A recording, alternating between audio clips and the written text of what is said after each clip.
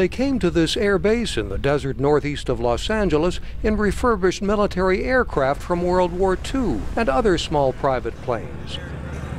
Graham Mancour says he was excited. Gosh, it's not every day you get to land on space shuttle-like lake beds at Air Force bases. It's really cool. And see the test pilot zone where they tested everything in the 60s and I guess the 70s. Oh, this is amazing. I don't know why I deserve it. How's the flight in? It's terrific. Good? The lucky pilots were chosen from more than 2,000 who applied. Major General David Eichhorn says the exercise helps the private pilots learn about the base and surrounding airspace. It's actually shared use airspace for a lot of it, so we want the civilians to know what we do here, and so we can all share the airspace safely.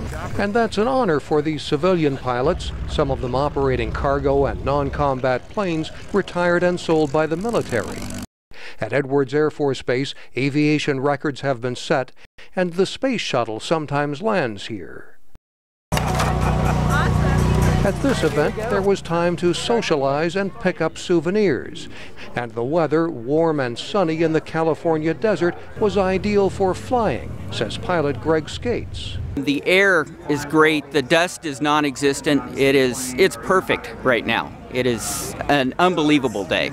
Charlie Tipton spent 10 days flying from eastern Pennsylvania to California in a small surveillance plane built for the U.S. Air Force in the 1940s. You know, we talk about fly low, fly slow in these kind of airplanes, but in addition to be able to do that, because I have a radio and a transponder, I can actually go places, and I do. To wit, I'm here. Flyers shared their experiences and got a look at other airplanes, including classic wartime aircraft known as warbirds. Carl Scholl made the landing in a restored World War II B-25. This particular airplane never saw service in World War II, but it was in the training command after the war. It was a firefighter, was used in a bunch of movies, Catch-22 and Pearl Harbor and a few things like that. An Air Force spokesman says it's not sure if the civilian fly-in will ever be repeated. The pilots who took part call it a once-in-a-lifetime chance to land their private airplanes at the historic air base. Mike O'Sullivan, VOA News, Edwards Air Force Base.